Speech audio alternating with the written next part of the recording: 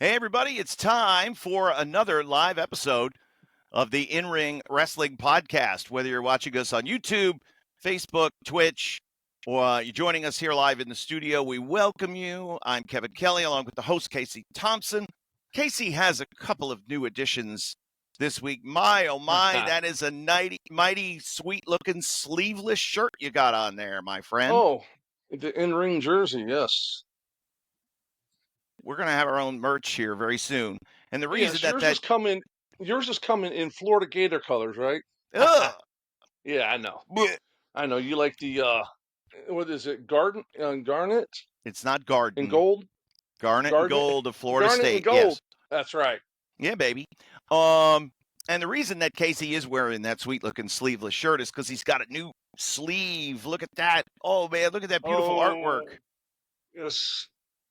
How long did that take?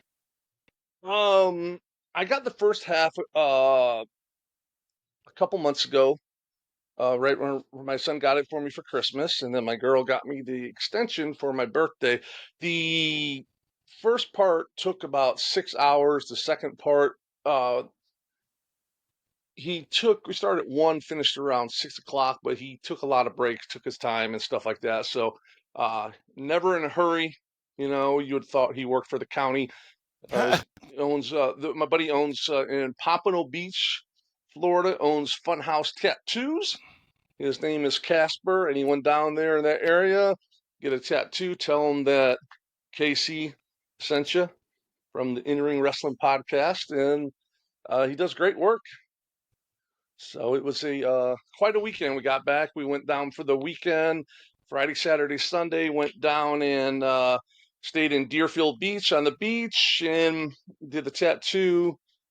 Saw my son, did the family stuff and things like that. It was all good. Got back and just waiting to go live with you, Kevin. Yeah, baby. The So I highlight of had, my weekend. oh, of course. Well, I had a great. I'm inviting people into the stream here if they want to join us. Nice. So I'm sending out the link.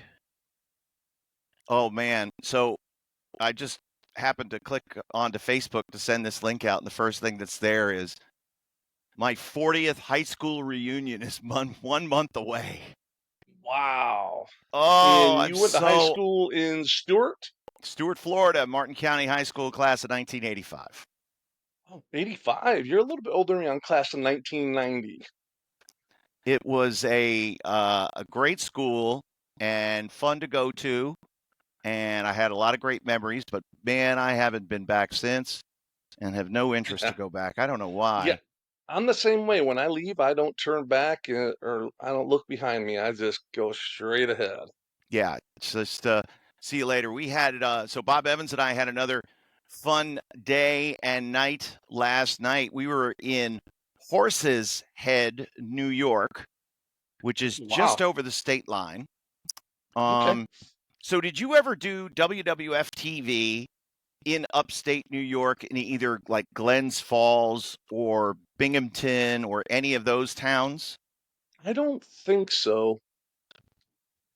That would have been a Um, long trip for you. y yeah, yeah, So we were exactly. just to the west of Binghamton last night. Horse's Head is near Elmira, Corning, those types of towns, Is that by and Ithaca or is that it wrong? close. No, I Okay. think it's all close. Okay. I might be wrong, but it feels like it's close. As I, went up, I passed Bucknell University, and then Okay.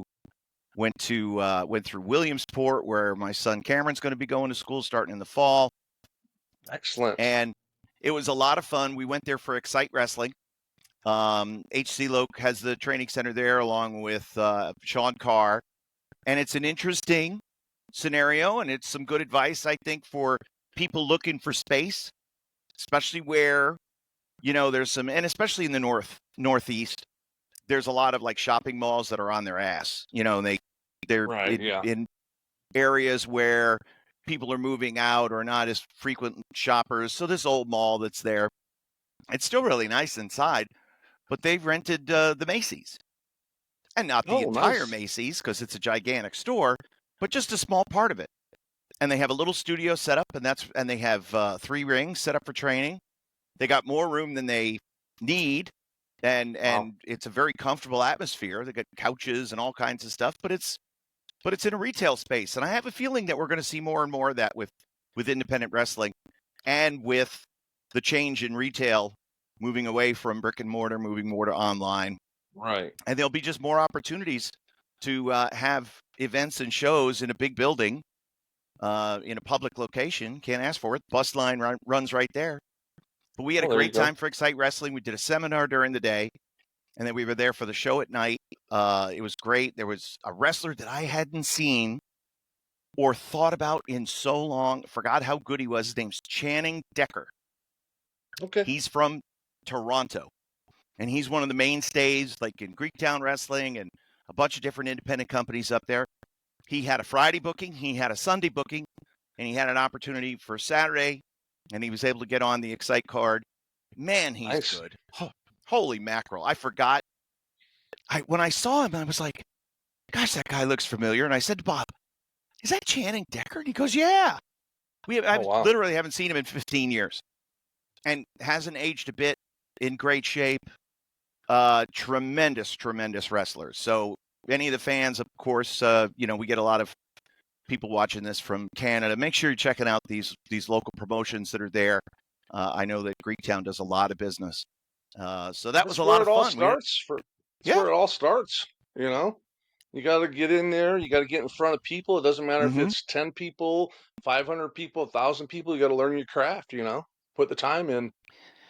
So, we, of course, a couple of weeks ago, we had the great Sergeant Buddy Lee Parker, Dwayne Bruce, on our program.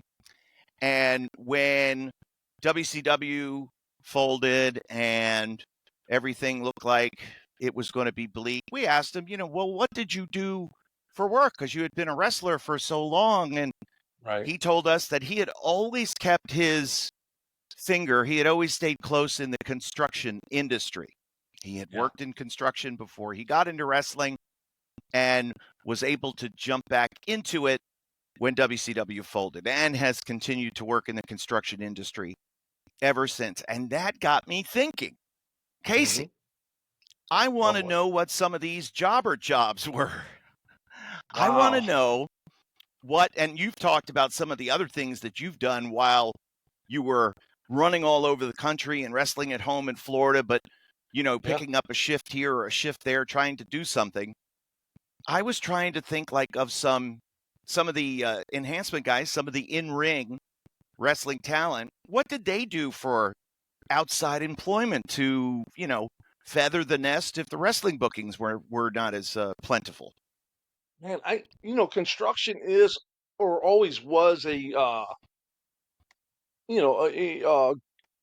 easy revenue because you got paid decent money. You're out in the sun, so you're getting a little color. You're doing construction, so it's physical manual labor. So like I did construction before. I did masonry work with block and brick, more block than anything. So you're picking up those center blocks all over the place. It's so you're just use them to help. Work on your body and everything. I've seen a lot of construction. I worked with these two brothers. You might have remembered them, John and Scott Allen. They're both gone. Actually, I think if I tell you this one time, I think Eddie Mansfield did a show in St. Cloud, I think at the St. Cloud Civic Center, Right. and John and Scott wrestled each other, and I think the finish was a pile driver off the top rope. Jesus, Mary, and Joseph. Yeah, so John and Scott, they rode with us a lot, did a lot of TV together. When I talk about my first time with the WWF in '91, they're the ones I was referring to that I rode with.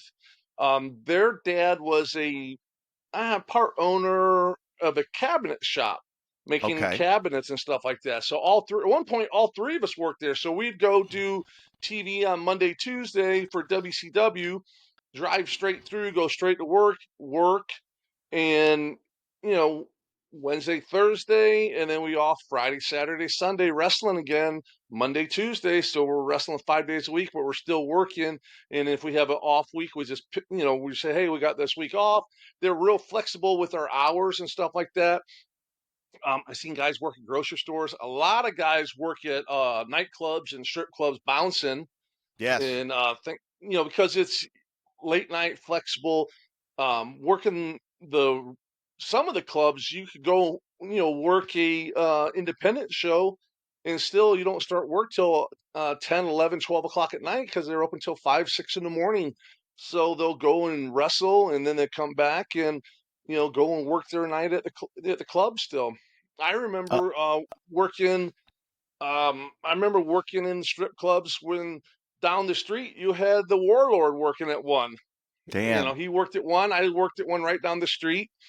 And I remember back in the day, remember Ron and Don Harris? Oh yeah.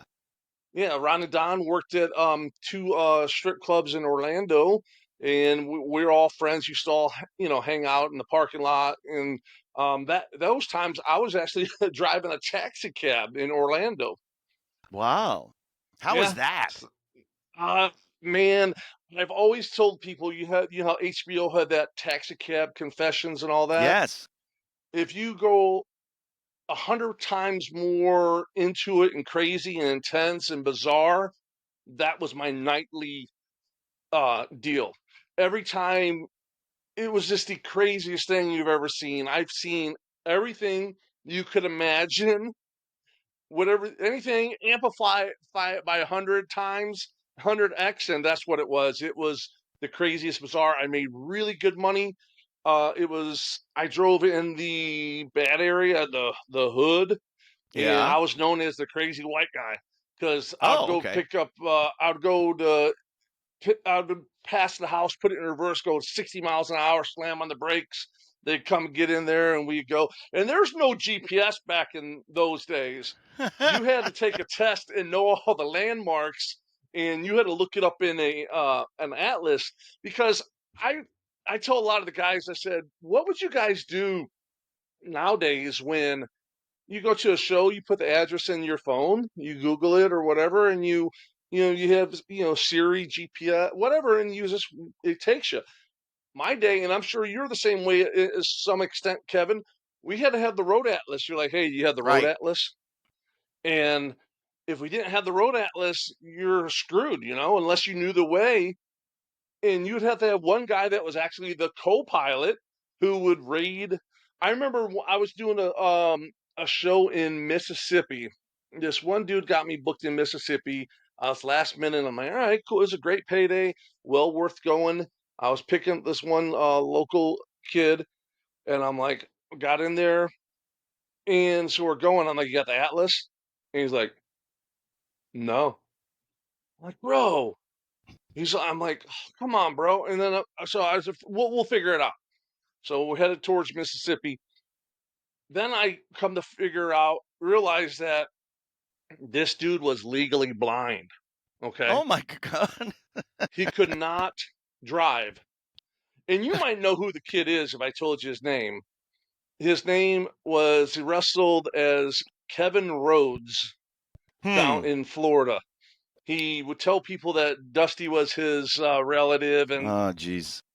so we get all the way there. Somehow I got us there. Okay. And I was pissed when we got there.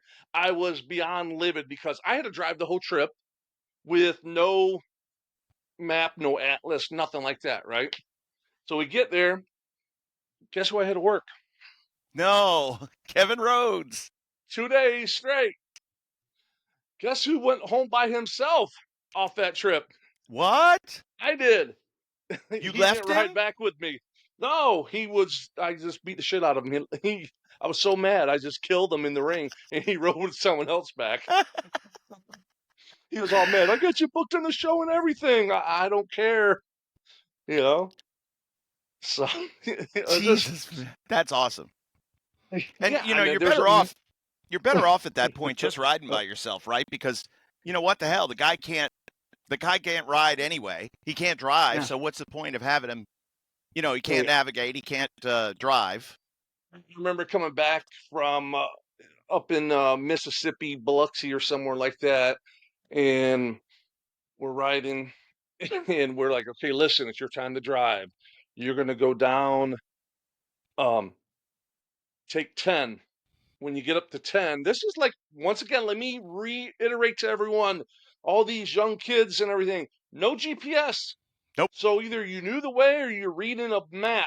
And if you didn't know how to read a map, you're screwed. So we told the guy, I said, listen, everyone else is tired. Your turn to drive. Take 10. You're going to go take 10. You're going to go east till you hit 75. 75, you're going to go south. Okay. 75 will dead end right into the turnpike in Wildwood, Florida. Turnpike right into Orlando, where we were at the time, Yeah, it's And we're easy. like, don't go past 75 because if you end up in Jacksonville, you fucked up. You went too far. You went 95. Now we're an extra hour and a half around, the state to get back to Orlando. Mm-hmm. So we're all sleeping. And I'm like, I hear Casey, Casey. I'm like, what? He said, I think I fucked up. Oh no. And I'm like, what? He's like, is saying we're coming in Jacksonville. I hear someone in the back, Oh. you stupid motherfucker, just screaming at him. Because just the three brothers in there, we had to go work at the cabinet shop. So now we're going to be late. No big Yep. deal. We didn't care anyhow. So we pulled over to get some food and everything. He's like, oh, I'm good. When you guys need to drive, I'm tired. And we're like, no, no, no, no. You screwed up. You're doing the driving still. You keep driving. And so we Right. made him drive the rest of the way back and everything. But yeah, it was bizarre. I mean, everyone would have any kind of job. Back to your saying about the jobs and everything, any kind of job because when wrestling. Remember, I talked about Paul Orndorff. I used to help book enhancement guys for Yeah. when they were in Florida, and Paul would text me on the pager at 2 o'clock in the morning and say, "I need three more guys in the morning." Hey, Paul, these guys work. And he'd just scream and say, do they want to be wrestlers or what? They better get them there. And I'm like, all right, no problem. I always came through for them. So you would have to have a job that had flexibility. Right. I actually worked at Winn-Dixie and That was my first full-time job. employee. Was it? Yeah. First job. And I worked at Winn-Dixie and the manager I knew from the gym. So he was a buddy of mine and he told any department head, whatever his schedule he needs, figure it out. He'll tell you what he can work, and if he needs to switch it last second, make it happen. That's you don't really have big jobs like that accommodating you, No.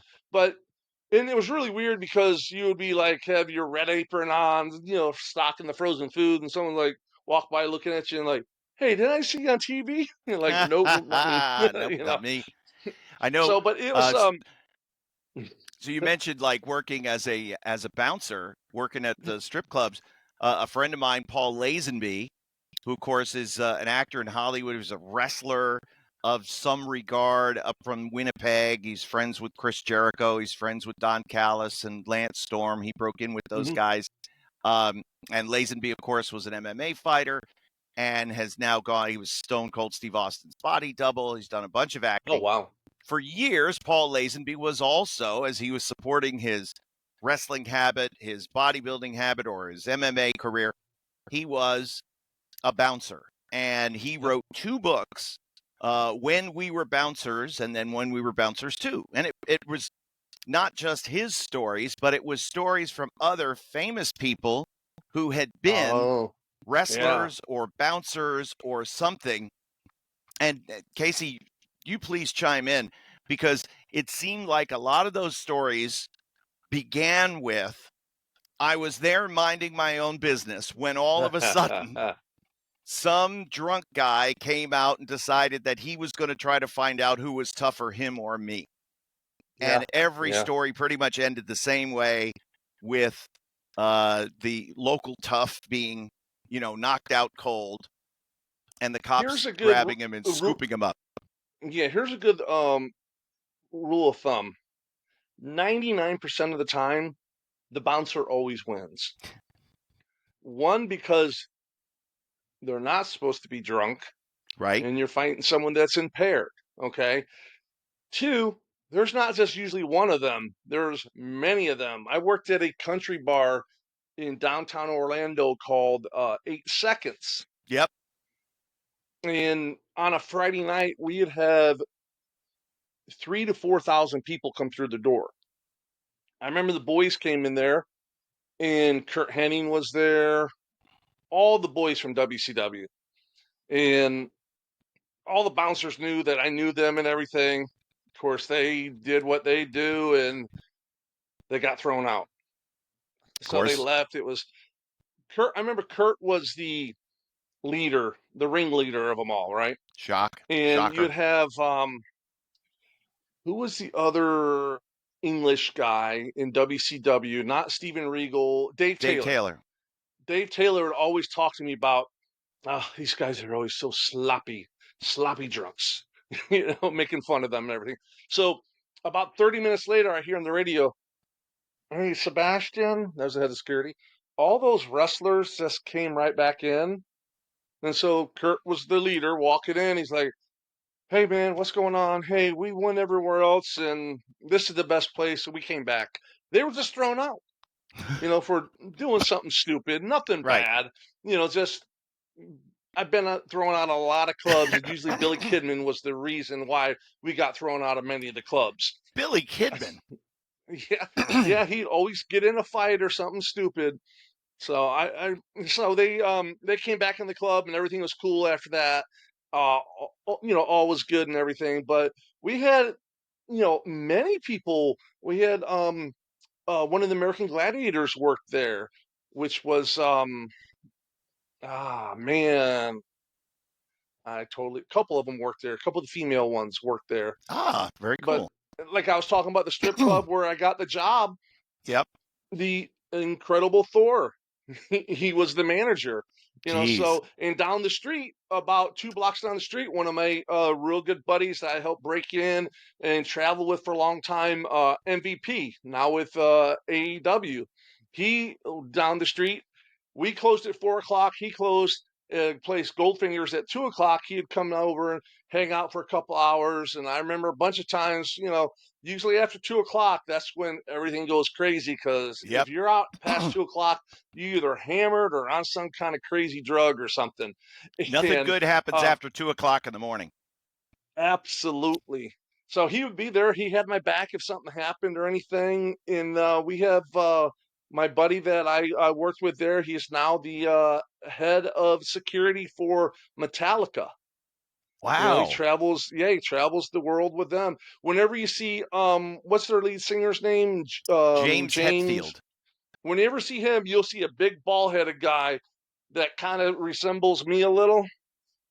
That's my buddy Seth. He's right next to Very him cool. every single time. Yeah, so I Listen, mean, we know that guys like, of course, Billy Gunn worked in construction and our pal Tilly worked in restaurants. Here's our friend Steve Oliveira who says Jeff Farmer worked at Bally's Fitness. Of course, he was the yeah. NWO Sting. How about this name from the past? Isn't it cool to see Sick Boy Scott Vick? He worked at the GNC.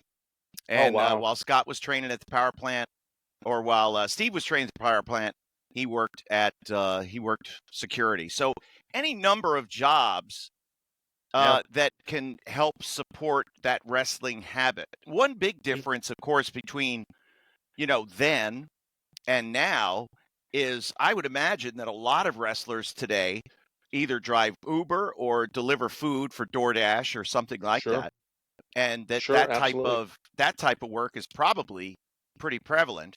Yeah. What kind of Your own money would boss. you? What kind of money? Yeah, what kind of money would you make at security at a strip club? At a strip club, you would Yeah. make good money because I worked the door, so I got paid. I think I got paid 100 a night, just um, just cash or on a check, and then the rest of it was tips. So I'm in one club I worked at. We got paid 50% on the books and 50% in cash. Ah. So it's cool, and then you tips from everyone. You'd be surprised how many people come in, shake your hand, and in that hand had $100 bill. Just because when they come in the door, they're like, "Hey, come on in, man. How you doing?" I make them look good in front of their friends. they look like a big time, so they take care of you. And, hey, I got you. Go right on in. And Yeah. it's just I learned how to become a really good worker by working in that business because those girls strictly work the customers and I work the customers and I work the girls because I'm trying to make money from everyone. So when your pay and livelihood depends on it, you learn all the little, gimmicks and everything to try to make some extra money. But to answer your question, um, at a strip club, it depends which level of on the food chain. Like, say you take someone like the Godfather out in Vegas, he's making hundreds of $1,000s a year. Right. Now, I was in the hundred of $1,000s a year. I would make, depending on how many days I worked and stuff like that, and if I was traveling. But most of the time, I would make any between 75 to 100,000 a year. Well, like when my kids got older, I stopped wrestling, stopped traveling, and stuff like that. And because everything was about taking care of them, so I just worked full time, and I was making at least $100,000 a year, which is great. But when you look at it, it's good for the moment, but there's nothing, no longevity there. Right. There's no retirement, anything like that. So it served its purpose. I was able to have the flexibility to make money when I wasn't on the road. And a lot of guys just sit home waiting for the next, their next date. I was like, if I'm home, I'm going to try to do something to make money. I did extra work in movies and music videos. I've done all kinds of stuff just because, you know, time is money. I have time. I want to make some money. That's how I Yeah. looked at it. Did you know anybody that was like a kept man? Did you know anybody that had like a, special benefactor, wink, wink, who might keep them around and make sure that they had everything that they needed? I always heard stories that type of arrangement or situation could happen. Like for example, Shawn Michaels. There was a rumor for years about Shawn Michaels that he was receiving, you know, whatever he needed money, he would be, taken care of, so to speak. Do you know who anybody was like taking that in care of that who situation? was taking care of Sean? Well, I'll have you know.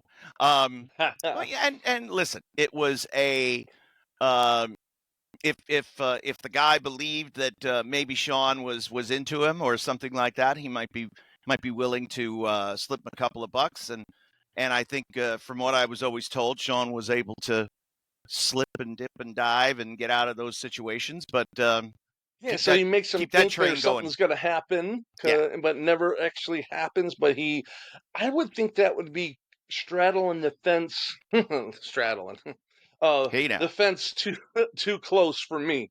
Yeah. Too close for comfort for me. But yeah, I mean, I've seen a lot of guys who would have a sponsor, you know, and it could be of the um, heterosexual preference or the homosexual preference, whatever, Yep. just like you said, like allegedly Sean had, something like that. I've seen a lot of guys have sponsors like that would um take care of them, especially like in Memphis. They Really? Yeah, I had some buddies who would talk about working in Memphis and everything, and when you get into you know arena rats and everything, groupies, you know, I don't know if they exist anymore like they did back in the day, but my buddy would be like, all right, I'll take the fat one. He said, we gotta find big ones because they're gonna feed you when you come to town. And I swear to God, because you're working Memphis for $40 a night and Yeah. you got to get to the next town, you got to eat, you got to sleep. So you would find some sponsors along the way that would take care of you. They'd feed you well when you're there, and they would make food for you for the next day or two. Yeah. And it was weekly towns, so you would see them the next week, and they would give you a little gas money if you needed that too. So it's all Yeah. about You making it. relationship building. Yeah, and it was all about doing what you had to do to Yeah. try to make it to the next level. And some people have done a lot of crazy things. Yeah, I know in Japan that there were a lot of great sponsors, and we would go out to sponsor dinners all the time. And the sponsors in Japan were kind of an extension of the fan club. A lot of them were in New Okay. Japan, were members of the fan club, and through the fan club, they got to know people. They got to become friends with others in the fan club, and then they would invite a wrestler out for a dinner, as a thank you for all their hard work. Oh, And that's cool. so it was always very nice. And it was always a pleasure to get invited because then they would say, oh, please invite some wrestlers or some other people as well. And Yeah. so one of the Japanese boys would say, oh, please, Kevin-san, come to dinner tonight, sponsored dinner. Oh, sure. That'd be awesome. And I'm not a drinker, so sometimes those became late nights, and I would be like, I'm going to take a cab and go home, and the sponsor would pay for the cab, and Oh, wow. I would be back to the hotel. But some of those would go on all How hours many of of the night. those how many of those sponsors might have been in the mafia? I think it was pretty prevalent back in the day, but again, that culture has Has it largely changed? gone. Yeah, Okay. it's way different now. The sponsors were constantly buying gifts for the wrestlers, Mm-hmm. and we would see that Yeah. all the time. And it would be anything from like a kind of like a gift box with some treats, chocolate, candy, whatever. And then sometimes it would be clothing. The biggest Right. gift I ever heard of, and I didn't see it because he was leaving as I was coming in. Shinsuke Nakamura got like a $15,000 watch given to him Oh, by a wow. sponsor. Yeah. Yeah. And, Mm. he was showing it in the locker room, and the boys were like, oh, that's a beautiful watch. How much did you pay? Oh, nothing. Really? Yeah, Mm. sponsor. Oh, my gosh. Yeah. Which sponsor was that? Yeah, right? What's his name? But when Jushin Liger retired, he kind of transferred his sponsor to some of the foreign boys, some of the foreign baby faces. So like Juice Robinson, David Really? Finlay at the time, because he wasn't on the road anymore and he wasn't going to be, being asked out to eat. So Liger set it up to where the other baby faces, the other Hontai members, and it happened to be foreigners, would be the ones that the sponsor would reach out to, get in contact with, and say, "Hey, we're putting together a big dinner. Would you like to come?" So I got invited to one of those, and it was during the G1.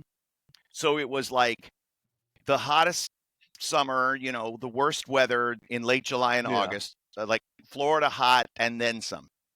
Mm. And so Mm. we go out to dinner and everybody's drinking and I'm talking with some of the people. And some of them knew a little bit of English and some English was better than others, so they would kind of help translate.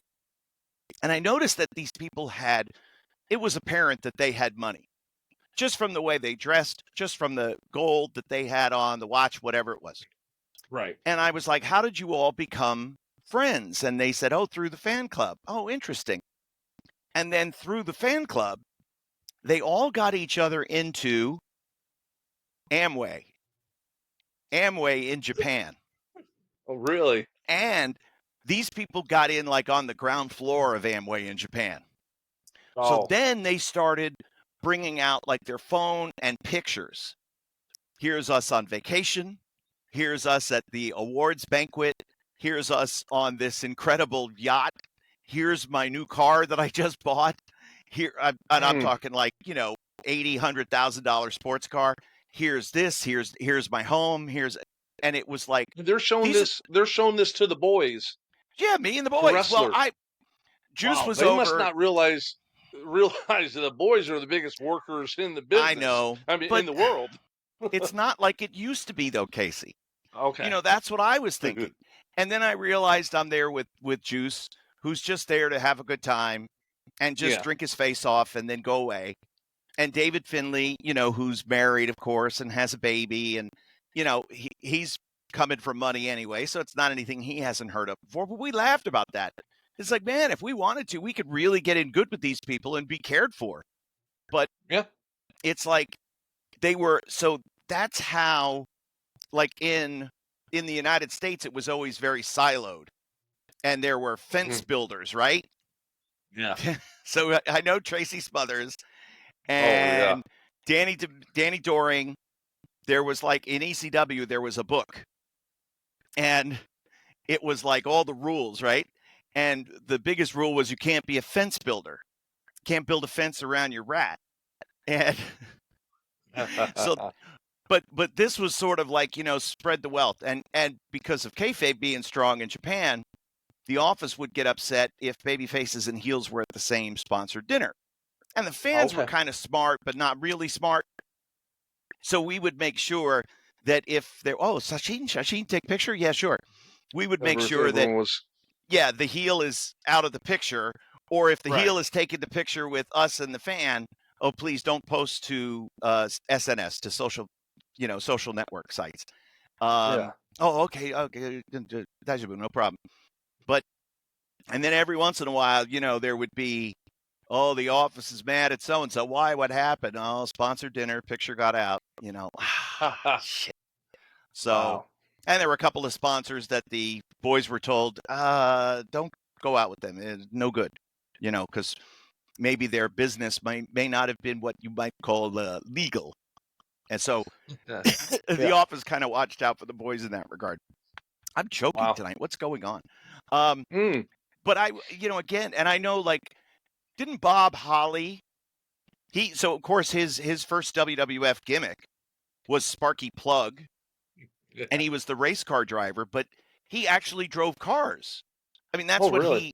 that's what he was doing. He was a wrestler and a race car driver. So when he had So a meeting with Vince, he was like, "Yeah, I was," because Vince always asks what your hobbies or what you like, and he never thought being a race car driver he was gonna be a spark plug out of all that. right? But that's the kind of the way that it can go. And everybody and look at, Test, for example, Andrew Martin. He was Yeah. brought into WWF. He was led in by Bret Hart, who recommended him highly. And the conversation with Andrew Martin was, well, what have you done? What kind of jobs have you done? And he had done a lot of bouncing and was a roadie and had done all kinds of things in the rock and roll world. So that's where they came up with Test, the guy who would go to the microphone, test, test, test, right? But it was Oh also yeah. double entendre because everybody knew he was on the gas. So Yeah. they Hey, tickled themselves by talk coming up with that one. talking about. I was talking to someone the other day, and they had like that large group of guys. I think it was like in '96, like when Tracy Smothers Yep. and they had Wild Bill Irwin was a ice hockey player. Right. Do you know much about their contracts? Because Yes. I believe they got it. Correct me if I'm wrong. Their downside guarantee. They're guaranteed 10 dates a year at $150. Was their downside guarantee, right? I think it was a little more than that Okay. because But it was enhancement only like guys, 10 dates a year, right? there was a It- guarantee of use and there was a guarantee of money, but it was a little more than 150, and it may have but it been was more than really 10 low, though. dates. It Yeah. was. And I do know that the only one that signed a second contract was Tom Brandy, Salvatore Sincere. And that became a legitimate talent contract, not one of these hybrid contracts that they had brought up for these five guys. What they were really looking for was some experienced guys who could put over new talent, help teach them how to work, get them over on TV. Right. And but of course, Vince being, controlly, he had to create gimmicks for everybody. Alex Porto was the one he was the pug, and I think it was just Right. because he looked like an amateur wrestler, a tough guy. And Wild Bill Irwin from Minnesota had played hockey, so they made him the Goon. Right. And Tracy Smothers, his name was Freddie Joe Floyd. And where did the name come from? A lot of people have asked that over the years. And I Send a loved it Briscoe when, rib. yep, a Briscoe rib. Yeah. And they asked, like Vince asked in one production meeting, knowing the answer, but wanting to put Jerry Briscoe on the spot. Freddie Joe Floyd, huh? As he's looking at the paper, down the glasses. Freddie Joe Floyd. Um, Jerry Briscoe, what was What was your brother's middle name? Freddie, Freddie Joe. Oh, what's your middle name? Floyd. Ironic. Freddie Joe Floyd. Anyway, yeah. So it came from Jack's middle name and from Jerry Briscoe's middle name. And that's Bruce. All of these, okay, so if a wrestler had a goofy name, if you were the Red Rooster, if you were, whatever, it was Bruce. Bruce Pritchard came up with some of the really? best. Yeah, that's his thing. He was just great at coming up with sometimes goofy, sometimes right on the mark. I have a feeling he came up with Paul Bearer. Just from a creative standpoint, the way his creative mind works, he was very good at coming up with names. Now, the Red Rooster, of course, was a shot on Terry Taylor because Bruce didn't like him. Nobody liked Terry. Well, a lot of people didn't like Terry. And because he had, the big britches on in working for Cowboy Bill Watts, and there were a lot of bitter feelings and whatever. Right. But anyway, so that was Terry Taylor. Successful guy in the business that had a lot of longevity for having so much heat. Yeah. Terry Taylor. Amazing, right? And I of course became very close with Terry and still am to this day. And I never got it. But he said, you better be careful hanging out with me because you're going to get heat. And I was like, I don't care. I got heat already. And so Bruce took me to lunch one day and said, you better not be hanging out with Terry Taylor. You're going to get heat. Why? Because he's got a lot of heat. Why? Well, because he's a heater. But why? There was no answer. It just really? is what it just is. It's just because, yeah. Just because. Oh, okay. Well, I'll do that then. And he used almost to always in spite call of me, oh, the world's strongest teenager. Yeah. Every time I'd hear it and know exactly it was Terry. I wrestled him in a TV match once, and I'm like, oh, right, because this was back in the early '90s when I was doing TV, and I was smaller, so a lot of it was just squash matches. I had Dan Spivey, had Sid, I had you name it, I had them. Ron Simmons and Butch Reed. I had all those matches, and all of a sudden it's Terrence Taylor. I'm like, oh, no shit. Oh, cool. So I'm like, hey, and it was right when he was starting to get a little push. And he's Yep. like, well, kid, it's kind of like this, something to the fact, we're gonna play ping pong. You're the ball, I'm the paddle. I'm just gonna keep on hitting you, and you're gonna go bouncing back and forth. I'm like, it was like a 7-minute match, So it was cool. It was easy, and that's I've told the story. That's how I had to wrestle Abdul the Butchers because Bagwell messed up the angle because they were shooting an angle at the end of the match, and I ended up wrestling Abdul the Butcher that night, which was, in retrospect, was really cool because now that they're all getting very old and a lot of those legends are passing away, it's cool that I was able to be in the ring, on national TV and wrestle against them and everything. Sure. And I And at actually the won the time, match. right. And at the time, you're wondering how, okay, am I going to come out of this alive? Am I going to come out of this scarred for life? How's this going to Yeah. affect my bookings or whatever? And now you look back on it almost with pride, like, hey, this was pretty cool that I did this. Yeah, a Especially lot of with the people way can't you say did, that. where you got a victory, you got your hand Yeah. raised over Abdullah the Butcher, and let the Yeah. record show. Terry Taylor was great because he called you the world's strongest teenager. Devin Storm, who wrestled there, is Crowbar, and he always Chris tells me he always called him, and he whenever Chris and I talk on the phone, he uses Terry Taylor's nickname for him. Kevin, Crowballs here.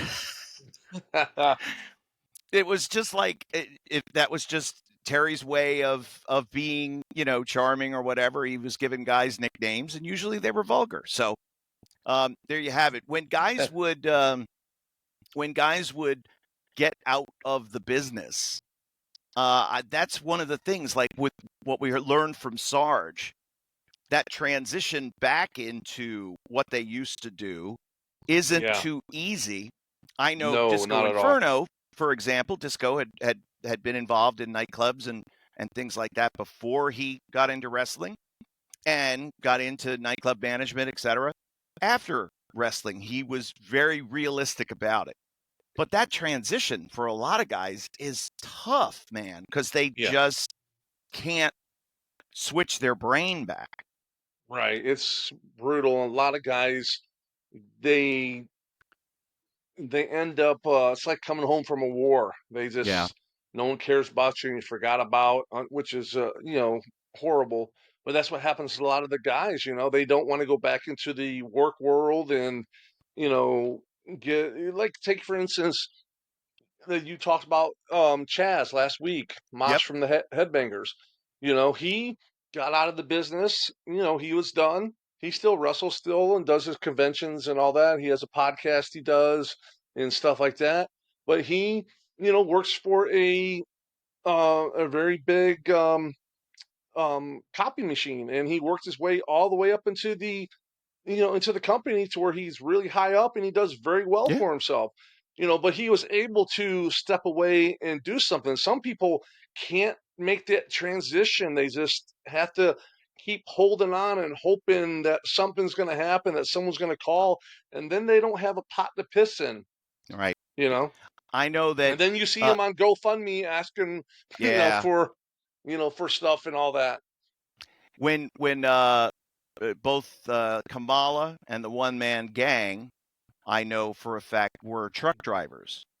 And I Yeah. think trucking is like a really good industry for independent guys to look to get into because you could make really good money. Most Oh, they make a truckers, great living. Yeah. most truckers, it's, between 75 and 100 grand a year. Hmm. And if you're being an owner operator is not so great. And I know this because I work in the industry on the I have a dispatch end. friend That's that's an owner operator. He's only home if his truck breaks down or he yeah, needs maintenance. Otherwise, but his family lives a great living. He's just not a sure. part of it. He's just He making the money, sending it home. that's what it is. But Yeah, if you're working for another company, you can kind of they may not have the openings right away, and it's tough to get a Monday through Friday schedule. But if you can get, let's say, a 4 a.m. start time, with a local company, home every yeah, night type of deal, you can wrestle mm, Friday night, yeah, Saturday night. You can make those shows sure. and go home, shower, and get in the truck. So it's a good thing to do.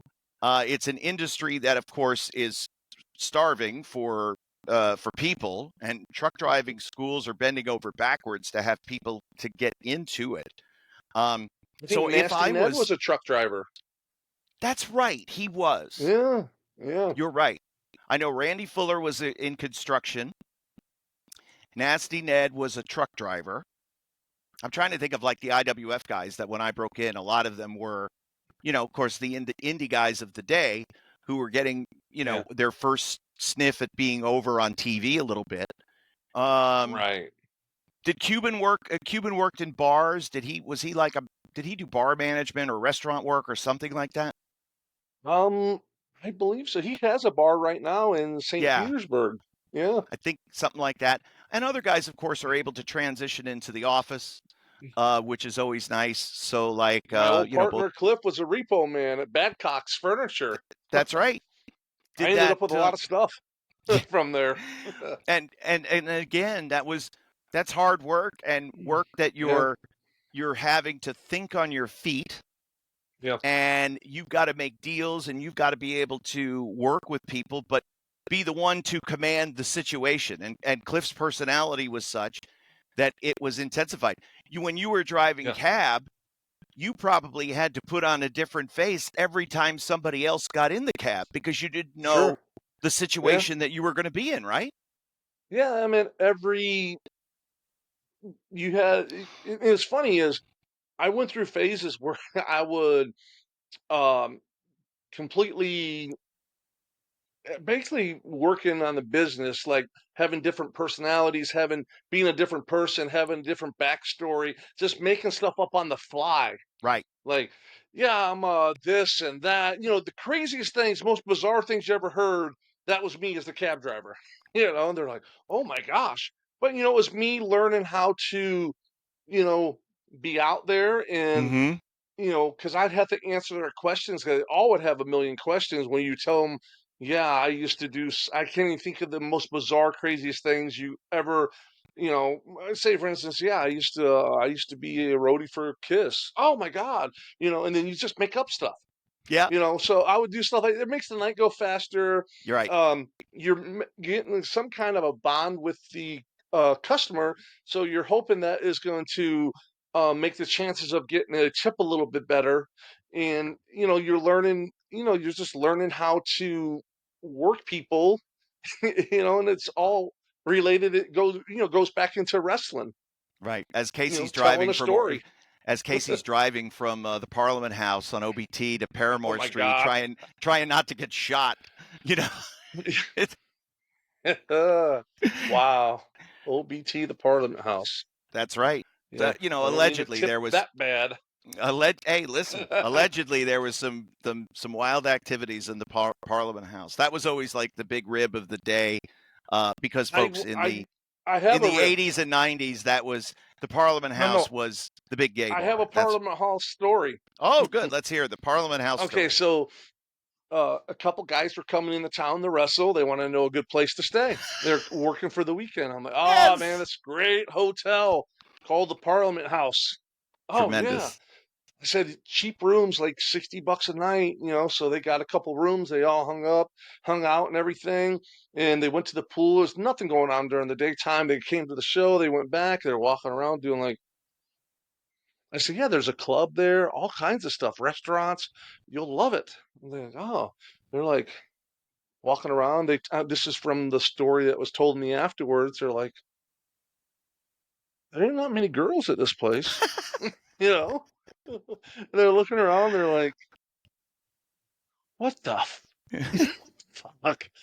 They realize this. It's a couple The guys like, making out. yeah, They sent me to a gay club, gay establishment, a and gay they have hotel. to stay there because they're not going to go get another hotel because they already checked in, paid their money for the room and everything. Right. So that was one of the ribs I pulled on the boys. I was very happy about that. I thought it was great. That's what we Because used to there's always some say. guys that, Could be, go be a pool boy at the Parliament House. yeah, you'll make some good tips, that type of stuff. yeah. Anybody who's looking for work.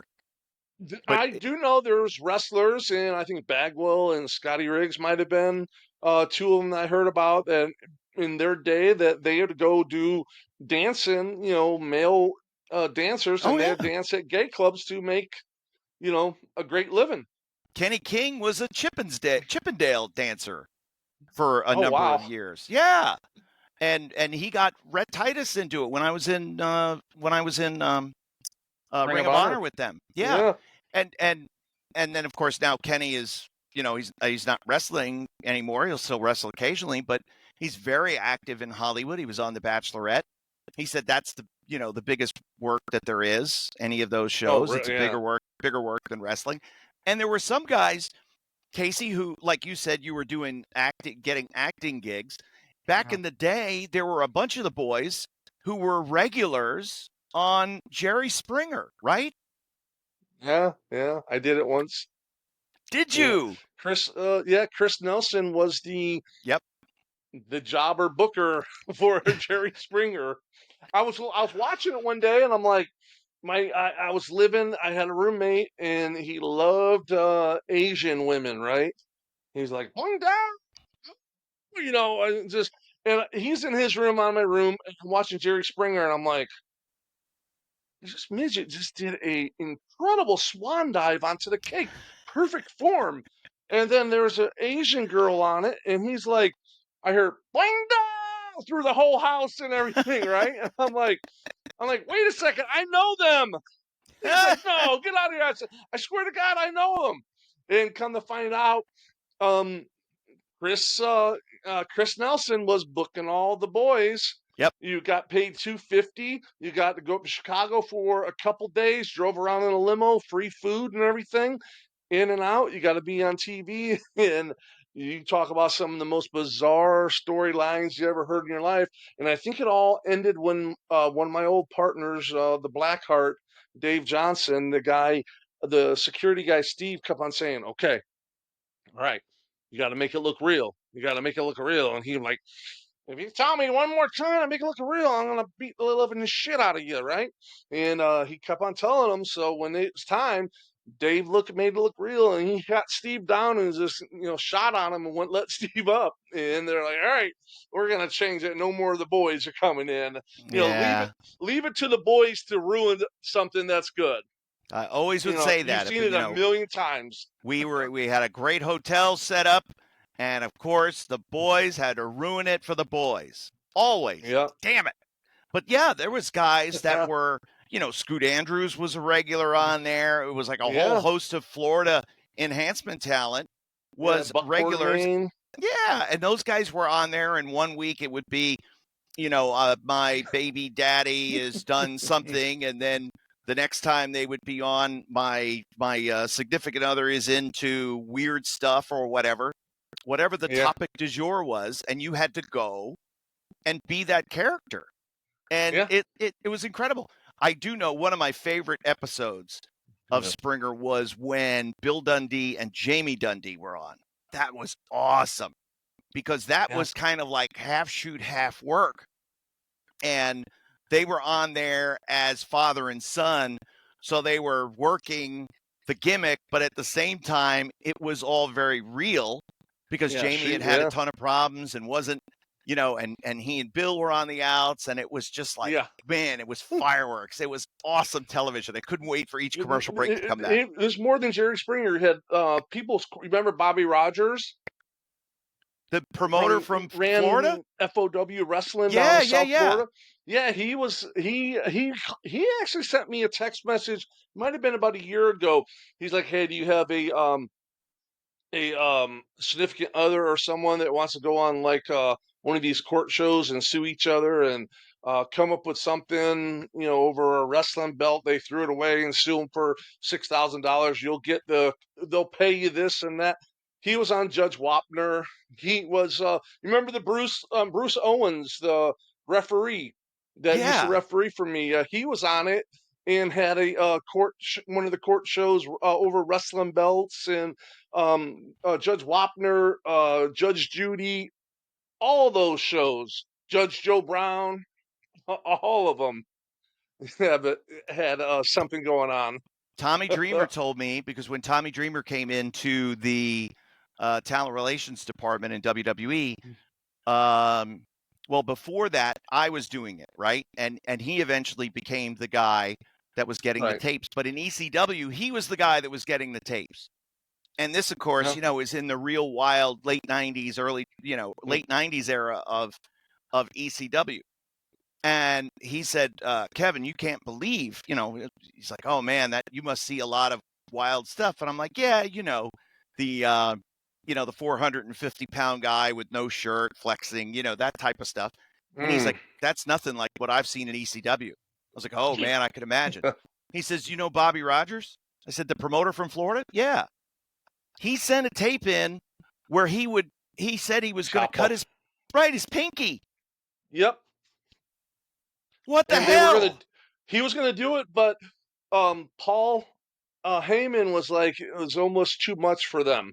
Yeah, This is Bobby Rogers that was selling his kidney on eBay. right. All right, Bobby, if you listen, we got to have you on the show because we have to talk about some of these crazy things that the Yeah, boys listen, go through. I want to hear these real stories. I need to know. Oh, and Like, Bobby, trust me, Bobby has them all to this day. It's crazy. He knew all the scams the boys were doing. Stealing credit cards and running wrestling shows off of Bobby Heenan's credit card. oh my gosh.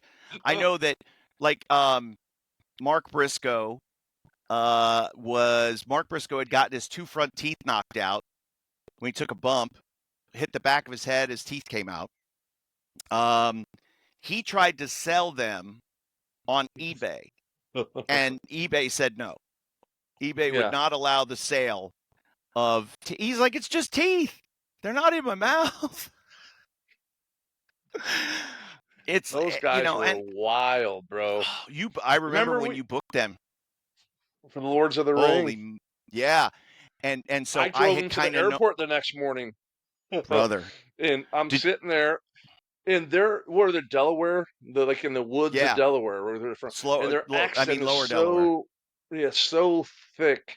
And I heard it was a Snapple, and the Snapple used to have something in there, and he'd read it and say, "Oh, well, I'll be damned if it's in the Snapple can. You know it's real if That's it's on a right. Snapple lid."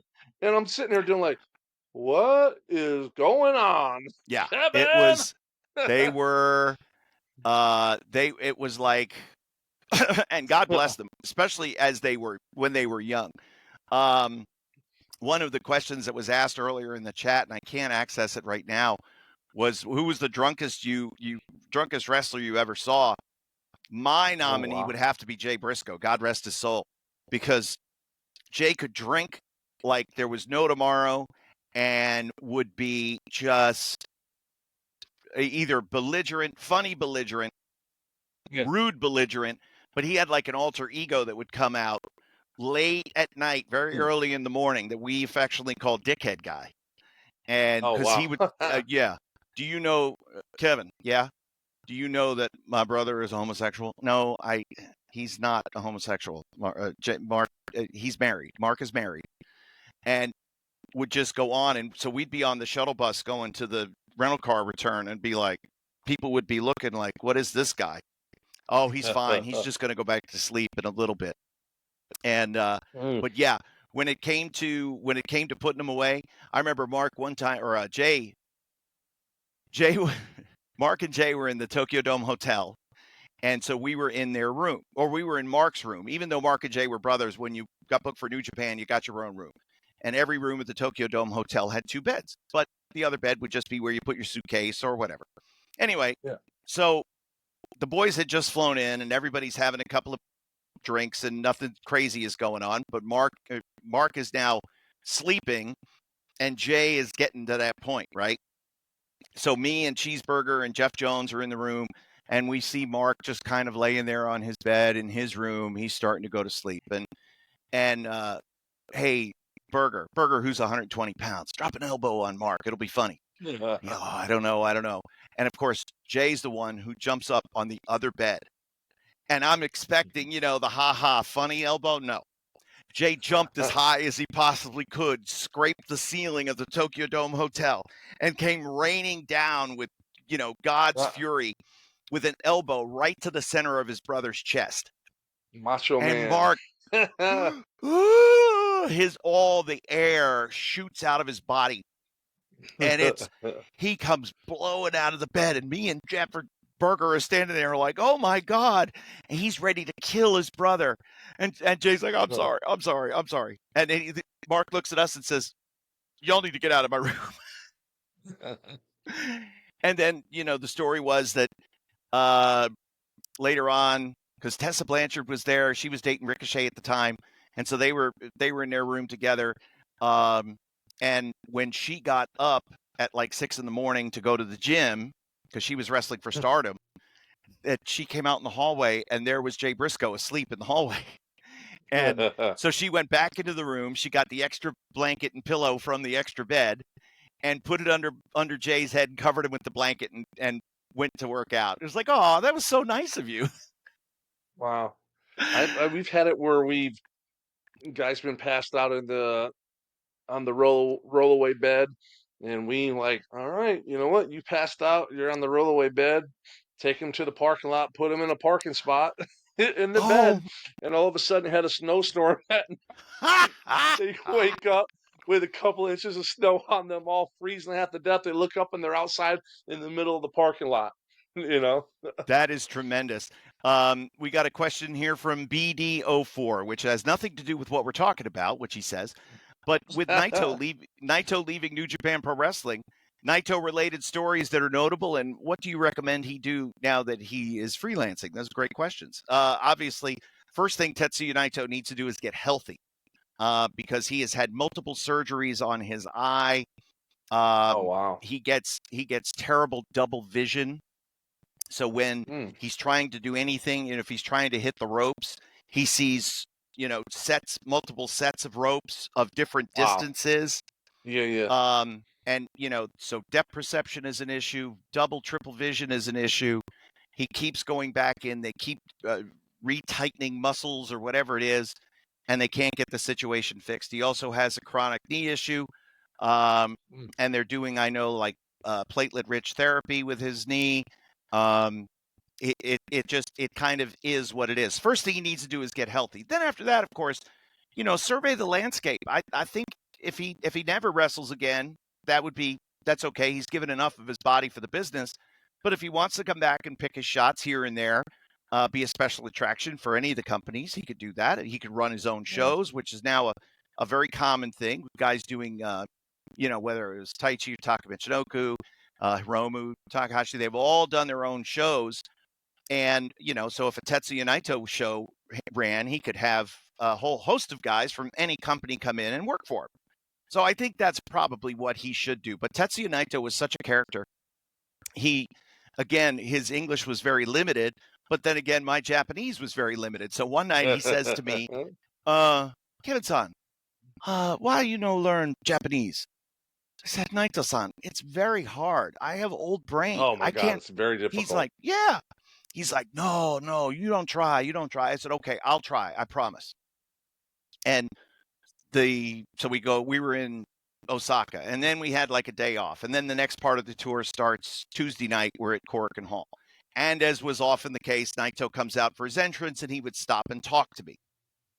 Of course, now I'm doing English commentary, and now he wants me to speak Japanese, right? Nihongo, Nihongo? Yeah, speak. And all I could remember, and on the spur of the moment, was what was the slogan, the phrase I came up with? I wanted to be driven to the domestic terminal for whatever ANA kokunai-san onegashimasu. He's like, oh, sugoi. I was like, and I looked at Chris Charlton. I was like, that was all I could think about. That was all I knew how to say. ANA onegashimasu. ANA kokunai-san onegashimasu. Take me to the domestic terminal at ANA, please. Oh wow. Japanese is impossible.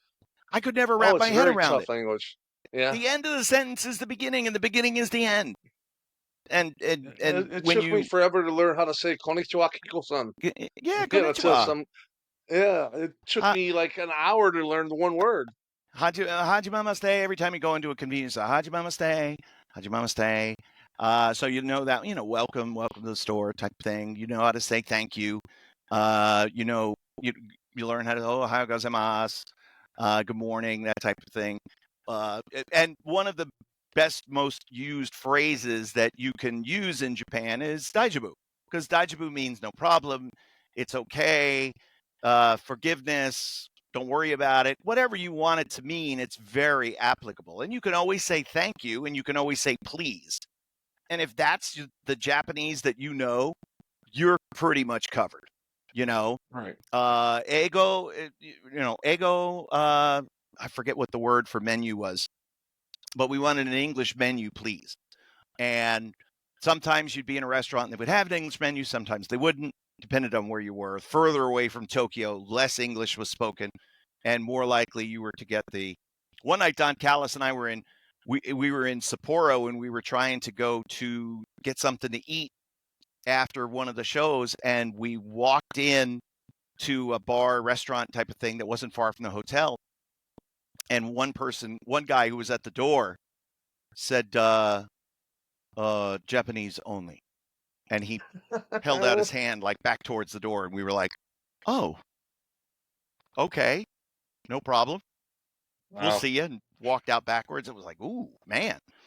I'll tell you a funny story is when Dave Johnson was part of the Blackhearts and he was with Tom Nash. You remember Tom Nash? Oh, sure. They were over in Japan. They were for New Japan, and they were with, Gordy and, Hanson, all them and everything.